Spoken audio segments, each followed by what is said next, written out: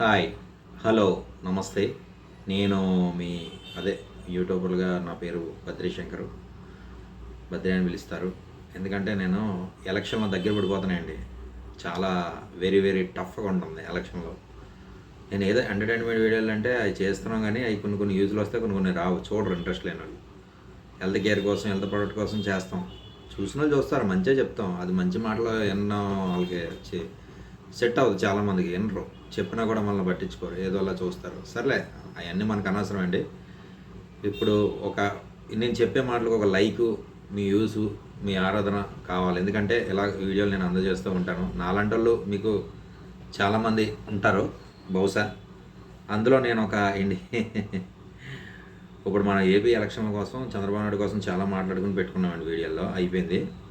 మొన్న రీసెంట్గా పిఠాపురంలో పవన్ కళ్యాణ్ గారు పోటీ చేస్తుంటే దొరికాయి అన్నారు.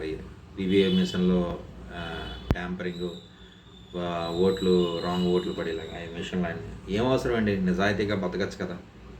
ఇలా గెలిచి ఇలా పోరాటం చేసి ఏదో చెత్తది అనుకుంటాం, ఏముండదు చివరికి. ఇప్పుడు ఒక నాయకుడు, మంచి నాయకుడు, డెవలప్మెంట్ చేసే నాయకుడు అందరూ కూడా, ఇప్పుడు ఉన్న రాజకీయ నాయకులు కూడా కోరుకుని మీరే చేస్తారు సార్, ఇంప్రూవ్మెంట్ బాగుంది, మీరే ఉండండి అనే వాళ్ళు ఆలోచన ఒక్కటి లేదు.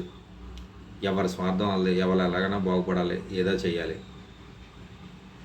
పవన్ కళ్యాణ్ గారు గెలవలసిందే. పోయినసారి వైజాగ్లో గెలవలసింది, భీమవరంలో 100%. కానీ ఆయన డబ్బులు పెట్టుబడి పెట్టి కరెక్ట్గా ఒక ఫోకస్ చేసి ఉంటే అనుభవంలో ఎక్కడికో వెళ్ళిపోయేది రేంజ్.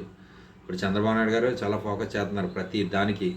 ఎవరెవరు ఓట్లు మిస్ అవ్వకుండా అక్కడి నుంచి ఊరి నుంచి రప్పించుకుని, ఏ తెలుగుదేశంలో ఓటర్లు ఎంతమంది ఉన్నారో ఆ ఓటర్లు అందరూ కూడా ఇక్కడికి రప్పించి, ఏ ఊర్లో ఉన్నారో 175 వర్గాల్లో ఎక్కడెక్కడి నుంచి ఏ ప్రాంతాల్లో ఉన్నారో ఇక్కడికి వచ్చి అందరూ కూడా ఓటు వేయమని కోరుకుంటున్నాం. ఆ ఓటు వేయడం వల్ల ఏమవుతుందంటే మీకు భవిష్యత్తు బాధ్యత, తరతరాలకే ఉన్న మీకు ఒక సాఫ్ట్వేర్ కంపెనీ ఓపెన్ అయిందంటే ఎంతమంది బతుకుతారండి?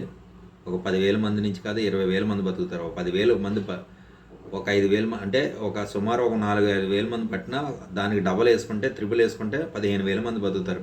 సెక్యూరిటీలు గార్డు కానీ, ఇంకా ఐటీ వాళ్ళు కానీ, ఇంకా చాలా కార్ డ్రైవర్లు కానీ, అందులో హౌస్ కీపింగ్ వాళ్ళు కానీ, ఒకళ్ళని కాదు అందరూ దానికి వ్యాపారస్తుల్లో, క్యాంటీన్లో కానీ అందరూ బతుకుతారు, ఒకళ్ళని కాదు. అలాంటి దానికి ఎందుకంటే ఓటు వేయడానికి మీకు అంత ఇబ్బంది? ఎంత డెవలప్మెంట్ చేశారు ఇంతకుముందు. 2020 విజన్ అన్నారు, హైదరాబాద్ తీసుకొచ్చారు చంద్రబాబు నాయుడు గారు. అయినా కూడా పవన్ కళ్యాణ్ గారు కూడా నిజాయితీ పరులు. ఎందుకంటే ఏ తప్పు జరగనవరు, ప్రజలకు హాని కనగనవరు. అలాంటప్పుడు మీరు ఓటు వేయడానికి ఎందుకంటే అంత వెనకాడుతున్నారు? అని ఏం తక్కువ ఇస్తున్నారని మీకు? బస్ ఛార్జీలు అన్నీ ఫ్రీ పెడతానంటారు, అన్నీ చేస్తానంటున్నారు కదా. ఇప్పుడు ఓటు చేసుకుండా అన్నీ మాట్లాడేసుకున్నందుకు ముందు ఓట్లు చేరకుండా మీరు ఎవరు ఓటు వాళ్ళకి తెలుగుదేశం వేస్తాను అనుకున్న వాళ్ళు అందరూ కూడా మిస్ అవ్వకుండా ఓటు వేయమని మరీ కోరుకుంటున్నాను. చంద్రబాబు నాయుడుకి, పవన్ కళ్యాణ్ గారు ఎవరికి, ఇద్దరిలో ఎవరు గెలిచినా, ఇద్దరు కూడా గెలిచినా డెవలప్మెంట్ చాలా బాగుంటుంది. ప్రజలు సుఖంగా ఉంటారు, అందుబాటులో వాళ్ళందరూ అప్పులు పాలవకుండా ఏం కావాలో అన్నీ తింటారు, హ్యాపీగా ఉంటారు. అదండి, నేను ఎలాగ చెప్పేస్తున్నాను అని కాదు, అది మీరు చూసుకోండి, మీకు అర్థమవుతుంది ఏంటనేది. నేను ఏదో మిమ్మల్ని పాడు చేయాలి, మిమ్మల్ని ఏదో సెట్ చేసేయాలని కాదు అది. ఎందుకంటే ఇది ఎవరో చెప్పరండి ఇలాంటివన్నీ కూడా. ఎందుకంటే ఇప్పుడు ఎలక్షన్లు దగ్గర పడుతున్నాయి. ఎలక్షన్లో మీరు ప్రతిసారి ఓటు చేర్చకుండా, పోయినసారిలా జరగకుండా పోలవరం ప్రాజెక్టు ఇవన్నీ కూడా పూర్తి అవ్వాలి. రోడ్లు కానీ, ఇంకా ఒకటి కాదు, సచివాలయాలు కానీ, ఇంకా అన్నీ కూడా గ్రామీణ పంచాయతీలు కానీ మొత్తం ఇంతకుముందు చెప్పేవన్నీ అయిపోయింది. ఇప్పుడు మెయిన్ ఓటు కోసం మాట్లాడదాం. ఓట్లు అనేది మిస్ అవ్వకుండా మీరు చంద్రబాబు నాయుడిని గెలిపించుకుంటే మీరే బాగుంటారు. ఇంకా నేను ఇంత చెప్పి కూడా నేను ఇంకేం చేయలేను, ఎందుకంటే అది మీ పర్సనల్. చంద్రబాబు నాయుడు గారిని గెలిపించుకొని మీరు భవిష్యత్తు తరాలని ఆశించి ముందడిగేయండి, మీరే బాగుంటారు.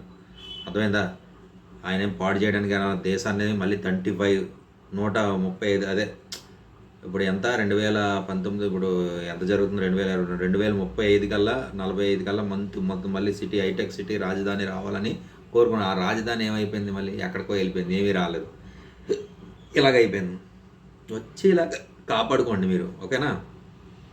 దేన్ని మిస్ చేయకుండా దీన్ని కాపాడుకుంటే మీరే బాగుంటారు. ఏదో మిమ్మల్ని చెడగొట్టాలని కాదు. ఒక మంచి నాయకుని గెలిపించుకుంటే మీకే మంచిది కదా. ఇంతకుముందు డెవలప్మెంట్ చూశారు ఎలాగుందో. ఓటు చేర్చకుండా జాగ్రత్తగా బాధ్యతగా ఉండే బాధ్యత మీదే, చూసుకోండి. ఎందుకంటే ఓటు అనేది చాలా ఇంపార్టెంట్. అది దయచేసి మీరు, నేను చేసే వీడియోకి మీకు నచ్చుంటే, నేను సింపుల్గా ఓటు కోసమే మాట్లాడాను. సబ్స్క్రైబ్ చేసి గంట సింబల్ కొట్టి ప్రజా ఆదరణ కావాలని కోరుకుంటున్నాను. జై హింద్.